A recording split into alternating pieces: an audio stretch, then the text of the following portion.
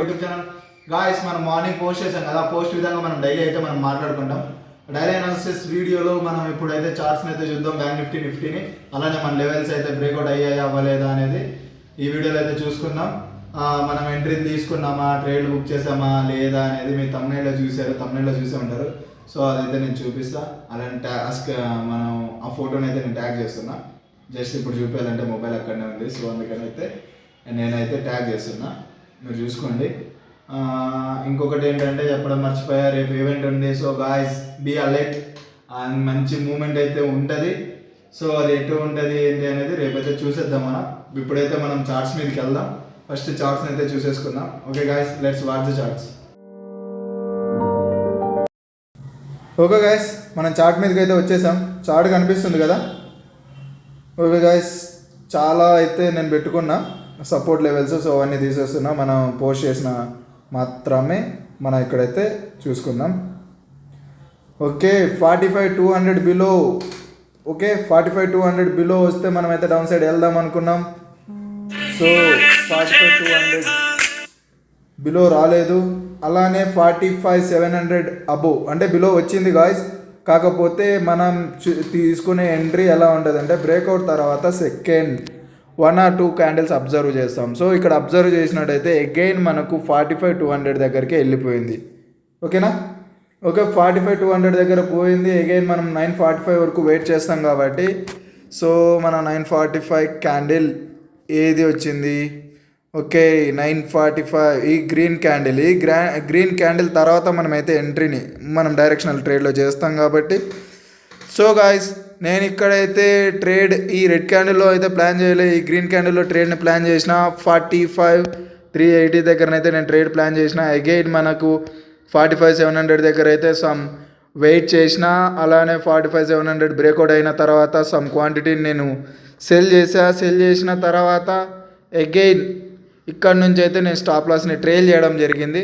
Stop loss trailing అంటే ఏం లేదు బ్రో, ఆఫ్ క్వాంటిటీని మనమైతే సెల్ చేసి రిమైనింగ్ క్వాంటిటీని టార్గెట్ వరకు ఎక్కడి వరకు రిజెక్షన్ తీసుకుంటే అక్కడి వరకు ట్రైల్ చేయడమే. సో నెక్స్ట్ నేను అనుకున్న టార్గెట్ 46,000 అనుకున్నా. 46,000 రీచ్ అయింది. 46,000 రీచ్ అయ్యాక నేనైతే ఫుల్ క్వాంటిటీని అయితే సెల్ చేసేసా. సో గాయస్ నేను 46,000 వరకు వెయిట్ చేసా. సమ్ పీపుల్స్ 46,100 వరకు వెయిట్ చేసింటే ఓకే, 46,200 వరకు వెయిట్ చేసిన. ఓకే, సో గాయస్ నేను ఇక్కడ 46,000 దగ్గర అయితే ఇక్కడ నేను రెసిస్టెన్స్ అనుకున్నా, రెసిస్టెన్స్ని బ్రేక్ చేసింది. అలానే 46,200 దగ్గర సమ్ స్మాల్ రెసిస్టెన్స్ ఉంది. అందుకని నేనైతే ఇక్కడనే 46,000 దగ్గరనే ప్రాఫిట్ని అయితే బుక్ చేసేసా ఫుల్. మళ్ళీ అయితే ట్రేడ్కి వెళ్ళలేదు, రిజెక్షన్ చూసా. సో రిజెక్షన్ కోసం వెయిట్ చేసా. నాకైతే 46,000 దగ్గర రిజెక్షన్ తీసుకున్నది అనుకొని ట్రేడ్ని అయితే తీసుకున్నా. నా స్టాప్ లాస్ 46,200 పెట్టుకున్నా. సమ్ డీసెంట్ ప్రాఫిట్ అయితే బుక్ చేసుకున్నా గాయస్. ఎందుకంటే కాస్ట్ టు కాస్ట్ నాకు హాఫ్ అన్ అవర్ నడిచేపాటికి సైడ్ వేస్లో నేను సమ్ లో ప్రాఫిట్, ఎక్కువ లేదు, తీసుకున్న మీద కాస్ట్ టు కాస్ట్ మీద 1 రూపీ ఆర్ 2 రూపీస్ మీద అయితే ప్రాఫిట్ అయితే బుక్ చేసుకున్నా బ్యాంక్ నిఫ్టీలో. ఓకే గాయస్, ఇక్కడ మనం చూసుకున్నట్టయితే బ్యాంక్ నిఫ్టీలో మొత్తం ఒక ట్రేడ్ అయితే మంచిగా దొరికింది.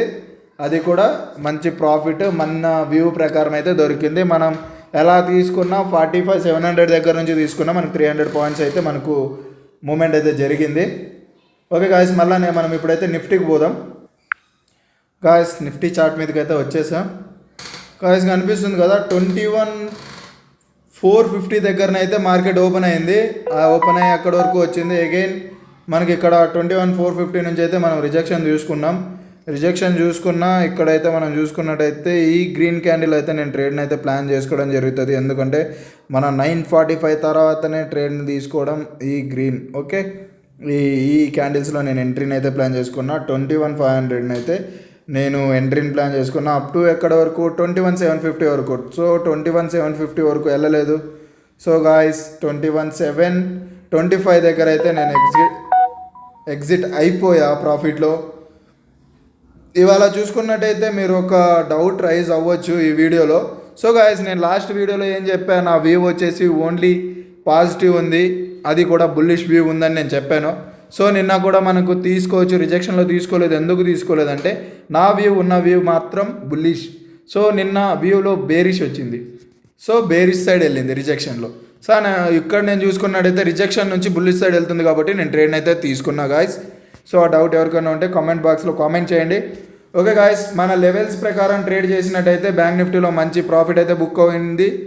అలానే నిఫ్టీ 50లో చూసుకున్నట్టయితే మనకైతే రిజెక్షన్ 21,450 దగ్గర నుంచి 21,750 వరకు అయితే మనకు మూమెంట్ అయితే జరిగింది. బుక్ చేసుకున్న వాళ్ళు బుక్ చేసుకోవచ్చు, లేదా ట్రేడ్ లేదనుకున్న వాళ్ళు ట్రేడ్ అయితే చేయకుండా ఉండి లాస్ని అయితే బుక్ చేసుకోకుంటే మంచిది. సో గాయస్, ఇక్కడ నేను మధ్యలో ఇక్కడ రెడ్ లైన్ ఎందుకు పెట్టానంటే మీకు తెలుసు, నేను ఆప్షన్ చైన్ చూస్తుంటా. ఆప్షన్ చైన్ కాంట్రాక్ట్స్ ప్రకారం అయితే నేనైతే ఇక్కడ పెట్టుకున్నా. సో 46,200, 46,100, 46,000 సమ్ కాంట్రాక్ట్స్ అయితే మంచి కాంట్రాక్ట్స్ని అయితే బిల్ చేసాయి. సో ఇక్కడ నుంచి మనకు రిటర్న్ అయితే మనకు రిజెక్షన్ అయితే వచ్చింది.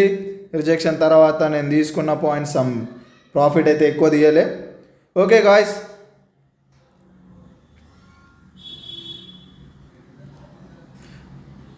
నేను స్క్రీన్ షాట్ని ట్యాగ్ చేస్తా అన్నా కదా, ఓకే ట్యాగ్ చేస్తా. ఓకే గాయస్, రేపు చూద్దాం నెక్స్ట్ వీడియోలో.